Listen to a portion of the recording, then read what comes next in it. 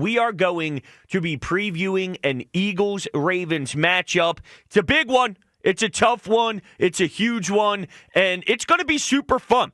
Now, we understand that the Eagles offense, they've created something to win consistently with, right? Lean on the offensive line and utilize Saquon Barkley. But when you look at what the Ravens do so well, they are second in the league when it comes to allowing only 78 rushing yards per game. So that's essentially strength versus strength. The Eagles' strength and the Ravens' defense, their strength. But you can absolutely attack the Ravens in the passing game. The Ravens are 31st in the league in passing yards allowed per game. So my question for you out there is, how do you want the Eagles and Kellen Moore to approach this offensively? Obviously, you want to see both in some capacity, right? But forget that, because I put out a Twitter poll and the comments were all sarcastic. It's like, use your brain cells, people. Before kickoff, you're game planning and scheming up a blueprint. How would you lay out the blueprint? 215-592-9494. Would you challenge the Ravens' run defense, or would you attack their weaknesses with Jalen Hurts using his arm to try and find A.J. Brown and try and find Devontae Smith if he's going to be active? It seems like it's trending in that direction after a couple of practices where he was available. With Dallas Goedert in the passing game, would you attack the Ravens' flaws even if it goes against what your bread and butter is? Or would you lean into what got you here? Would you say, meet me in the trenches, meet me in the middle, and let's see who's got the stronger men? 215-592-9494. That's the phone number to participate. Now, my answer is this. I'm challenging.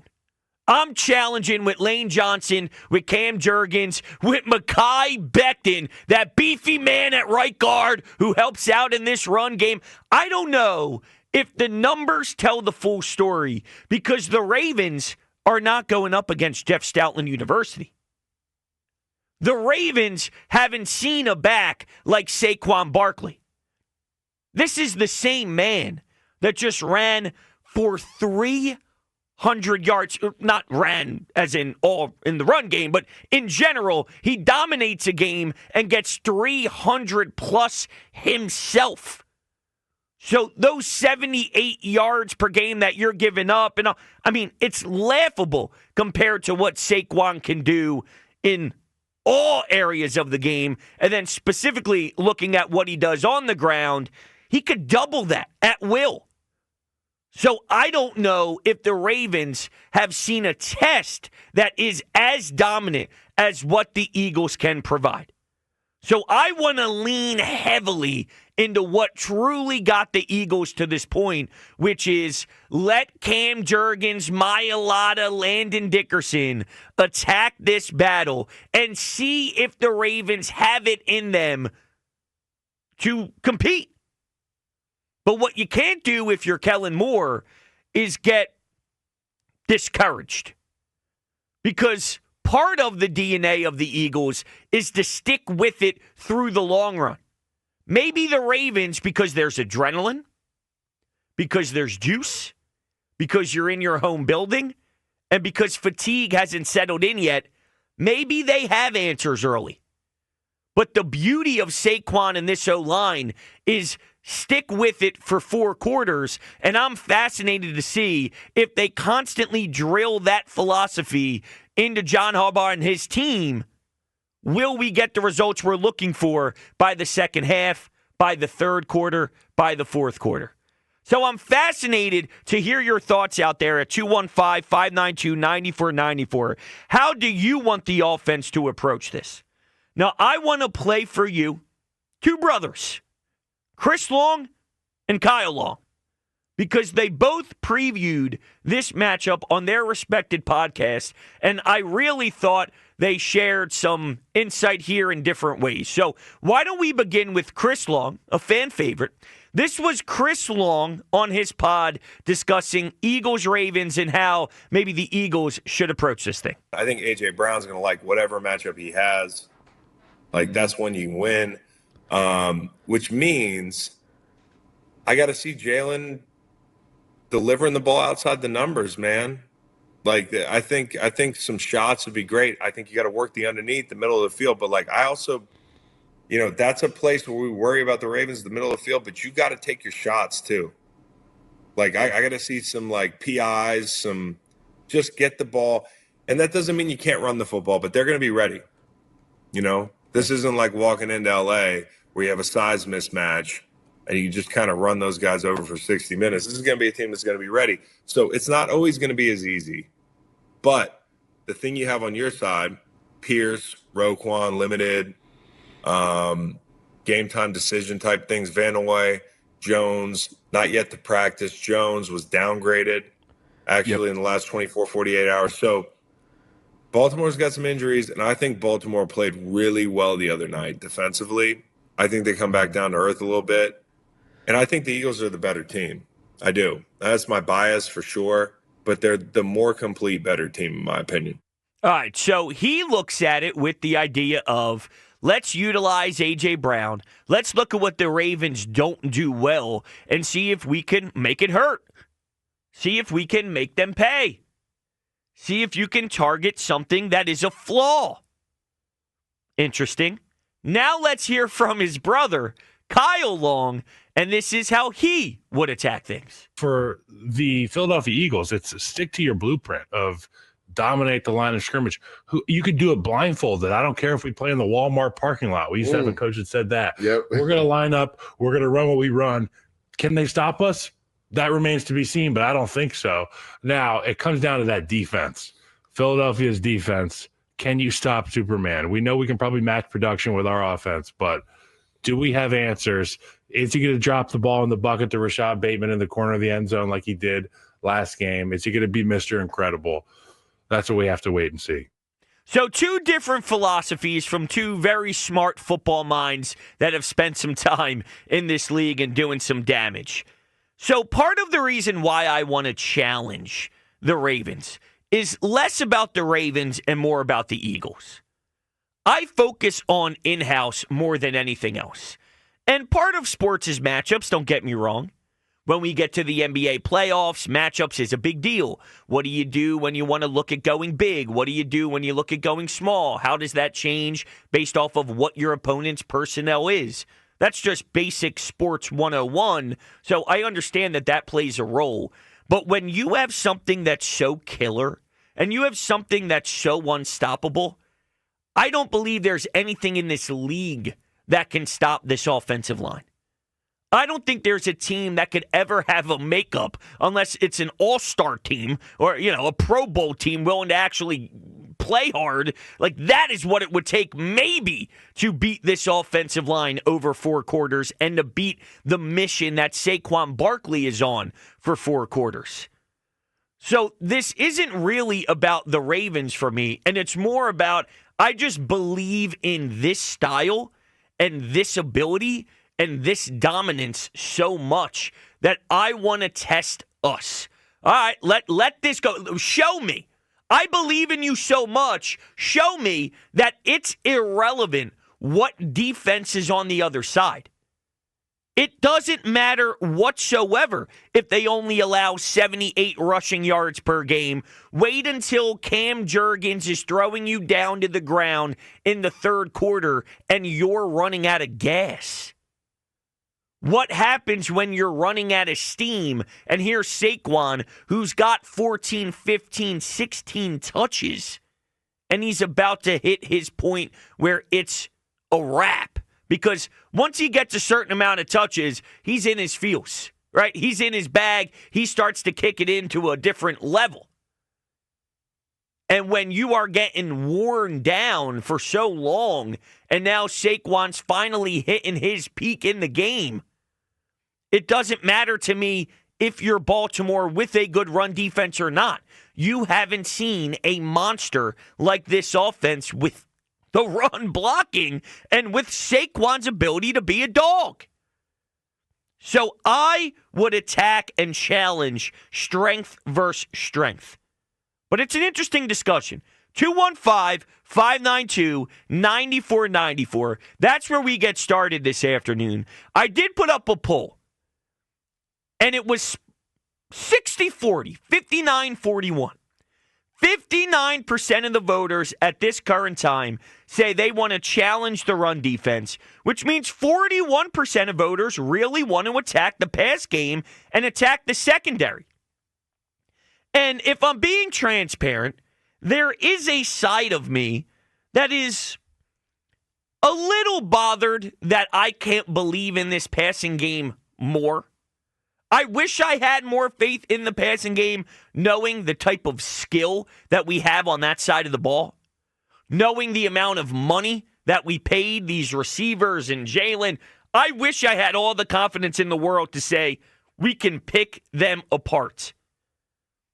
But I don't think that's who they are. And it may not matter. It may bother me because as football fans, we get it stuck into our heads that your quarterback has to just take snaps and dice people up for 4 quarters, make elite throw after elite throw after elite throw, be elite every single second, and then that wills you to victory. That's not how this team's set up, and I have so much confidence in this team, even if they're not set up like that. I shouldn't allow for those, concerns or feelings to impact me very heavily. I shouldn't. I know I shouldn't. Because I have to view this team with the eyes that this team is. And that's not who they are. They don't have I'm going to pick you apart nonstop over and over and over again and throw the football 40-plus times, and that's how we win. It's not who they are. So if a team shows up on your schedule where they are so limited in the secondary, and that's sort of the blueprint, in theory, to win the game, but you have so much strength and so much belief and so much dominance in your run game, and you just say, fine, meet me in the middle. I don't care about your secondary. I don't care that I can throw the football on you at will. I don't care. What I care about is knowing that if I hand the ball off to number 26 30 times, 25 times, 26 times, you name it, he's breaking free for 2 70-plus yarders, and we're getting 14 points out of it at the minimum. And that's how we win. That's how we do it. So why get away from how we do it? Why get away from our bread and butter? And that's the way I'm approaching this game if I am Kellen Moore and I am Nick Sirianni. 215-592-9494 if you want to get in. Would really love to hear your opinion on this because there is another side. There is a way that you can sell attacking the Ravens in the pass game. I just don't think it suits this team best. What suits this team best is stay with what works. Stay with what works. Because there's nobody in the league, regardless of their stats, who can compete with what you do when you stay with what works. And that's how I see it. Let's start things off with Charles in North Philly. What's up, Charles? What's up, baby? What's happening? Hey, man, we got to run. We got to wear these dudes down. Like you said, man, strength with strength. Because as you see, like you said, the more touches we get, and then we get to the second half, they wore down. And then you go, boom, one play, he off to the races. And then you still mix in the play action off the run. So based off the run, you can open the pass game. You see what I'm saying? But we got to stick to the run no matter what. That's what we do. That's who we are. And that's what we good at. I agree. And no, you're absolutely right. If you have a lot of consistency with the running and it works early, then you're going to have the Ravens bite on certain play action plays, which maybe can allow A.J. Brown to get a bomb, or maybe you can utilize the middle of the field, or, you can do something. But if you get Jalen under center and you work in some play action after Saquon goes to work, I'm just wondering, does Kellen Moore get excited as they're preparing for this week, knowing that numbers can be thrown around in the pass game, that he starts the game off with 3 pass plays and they go 3 and out on their first possession, and then we're pulling our damn hair out, Charles? We got to ignore the analytics, man. We just got to play Eagles football, run it down these dudes' throats, and let's get to going. We can't afford no slow starts like we've been having. I know, we can't afford 3 and outs 3-4 times in a row. I know. I agree with you. And I would think, Charles, that they have enough information now to know that first few drives, let's not try and get too cute. Let's stick to the basics. Let's stick to what got us here. Yeah, I would think so. And then we got to rely on our stud rookies, man. They got to be shut down corners like they've been doing each game, man. Big time. Like, you know what I'm saying? So we got to keep doing what we do. All right, Charles. Regardless of what side of the ball is on. Appreciate it, Charles. Thank you so much for chiming in. I agree with you. Now, defensively, it's not as if the Ravens have a Jamar Chase. It's not as if the Ravens have a, big-time Terry McLaurin. They don't have that scary, wow, oh my, how are you going to stop them? But they have pieces.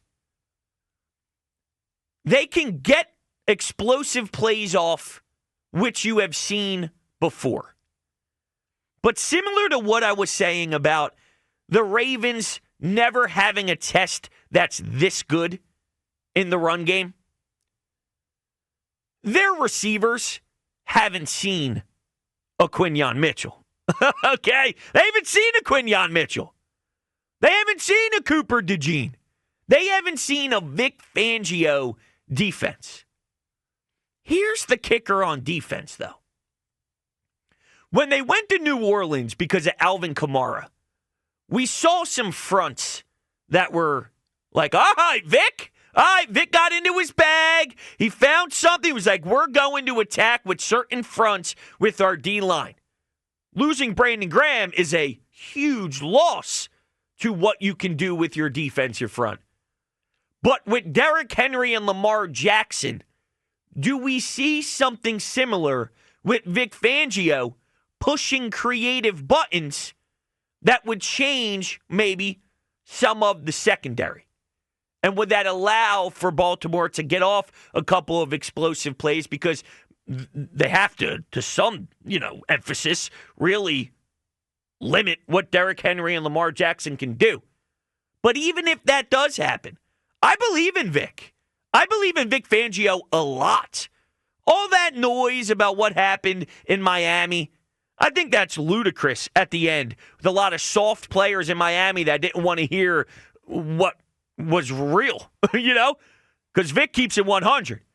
So obviously they were soft and got their emotions hurt. This group here, they can embrace it because they know it's all for the good.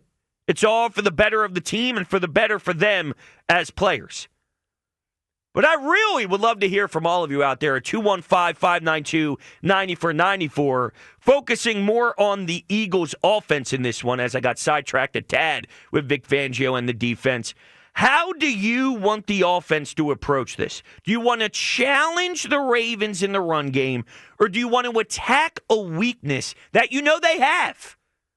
Because just from a broad sense, when a team is limited in certain areas in their roster, you say, let's expose that flaw. They have holes in their game. Let's go after it. We have A.J. Brown, Devontae Smith, and Dallas Goedert. Right? Let's go after an area that they are not good at. But instead, we sit here and say, you know what? Let's go after what makes them great. But imagine if you crush them so much that it demoralizes them. Because if they realize by the second quarter, or maybe the third quarter, because it does take a while for the Eagles to get going. If it takes them to the mid-third, to really start to gain that momentum, and we know what that look is like. We know that feel. There's always a feeling mid-game where we all in Philadelphia could look at one another, nod our heads in agreement that, now this is when the takeover happens. When we see that, and then the Ravens start to slump over on the bench, and they start to have their head down when they're, in the huddle, waiting for whatever, the referee to put the ball down, you line up, you could just see that they don't have any pop left because you are taking what they feel they're so good at, and you're ripping it into a million pieces and throwing it into the dirt, right? You're putting it in the garbage disposal, and you're just letting it run. Because if you take that element out of them, they got nothing left. So if you're able to take down their strengths in this game, even if it's halfway through, but then they even realize, we're toast here. I'm getting worn down. I barely have any endurance left. And Saquon keeps getting the football. We're screwed. Because that could be so deflating. And I feel the Eagles have that to do that to Baltimore. But I just find it so crazy that with the skill position players, I don't favor the pass game. With all the skill here and with the deficiencies there, meaning their secondary, I don't favor the pass game. It just puts it in perspective. But maybe that's not a knock on our passing game, and it's more just a real appreciation for Jeff Stoutland, the O-line, and running backs. And really Saquon. And that is what it is when you simplify it. But it's just crazy because it normally doesn't go that way. All right, let's go to Self in North Philly. What's up, Self? Yo, what's up, bro? Just a couple things, man. First of all, I can always count on you for wisdom. Yeah. How about that? I'm a run first guy, but tomorrow I want to see them come out on the first play with a bomb. Ooh. I don't care if it's the AJ, Devontae, whoever. I just want to see a bomb because I want to see how the Ravens react. They're expecting the run. You know what I'm saying? After what Saquon did, hey, maybe even a bomb out to Saquon coming out the backfield on play action. Ooh. You know what I'm saying? I just want to see how the Ravens react because that's how you have them discombobulated. You know what I mean? If you can complete a bomb down the field for either a touchdown or a long yardage play, that's going to enter their psyche and confuse the hell out of them. Because now they know there's Saquon coming, but they don't know when. You know what I'm saying? So I would like to see a bomb come out the first play of the game. Second thing is, one of the things I've been watching on the Eagles' defense is their defensive end. And the only one that plays defensive end like it's supposed to be played is Brandon Graham. Mm-hmm. Sweating them. They cut. They slice inside. You learn in Little League not to slice inside, to contain outside. So that's what I'm watching for. Screen plays are going to make the Eagles susceptible, and outside runs are going to make them susceptible because the defensive ends always slice in and cut in. And that's what's killing the Eagles' defense. You know what I'm saying? So those are the two things I think we should watch for. Yeah, listen, I don't think that's crazy. And Self, I appreciate the phone call, man. Always really love hearing from you. I don't think that's crazy to mention the loss of Brandon Graham in a game like this, a defensive end who has so much knowledge of what it's like to be out there on the field. And you have one of the two most explosive weapons in football right now in Lamar and in Derrick Henry, just in regards to, run stopping and just containing everything and being a leader out there. Brandon Graham's presence for his first game to not be on the field, to be against this group, that could be very overwhelming. But I trust Vic Fangio and what he's been able to do. I'm very fascinated to see exactly how they apply those 20-plus snaps that are now gone. How do they get distributed?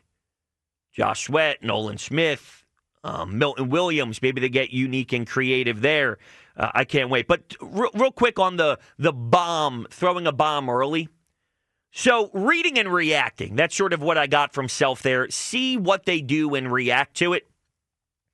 What the Eagles have done really well this year, in my eyes, even though I am very annoyed with the slow starts, I don't understand why it's so slow. I don't get it. I need way more production early in games, and that may be the kryptonite by the time this is all said and done. I do feel in game, whatever happens early, they do get on track. They do. So whether it's seeing what the other team's doing, whether it's just getting out of your own way, whether it's a combination of any of these things that can happen throughout 4 quarters. Maybe it's just dumb decision-making on your part. Maybe it's what the other team has schemed up, and then you have to counter. However they get to it, they do eventually get to what works, and then they have enough time to win the game by really committing to what works. So if you do throw a bomb and you start to see what they're doing and you're looking at what they have set up and you're looking at some schemes and some formations and all this stuff, I do have faith in their coordinators, in Kellen Moore and Vic Fangio, to study what Baltimore is attempting and then from there have the counter mid-game in any way, shape, or form on both sides of the football. And I have a lot of belief in these coordinators, and it's a game changer. I mean, that's a real game changer. All right, 215-592-9494. I see you on hold. We are going to continue to take your beautiful phone calls. Would really love to hear from you. How do you want the Eagles offense to approach the Ravens? Challenge their run defense, which is their strength, or attack the weakness, which is the passing game? The Ravens are not good with their secondary. You can target them with the pass game. Would you rather lean on the pass game or attack with what got you there, even though it's part of the Ravens' strengths? 215-592-9494. Coming up next, I do want to get into what Vic Fangio could do without Brandon Graham. This is Brodes. We're just getting started right here on 94 WIP.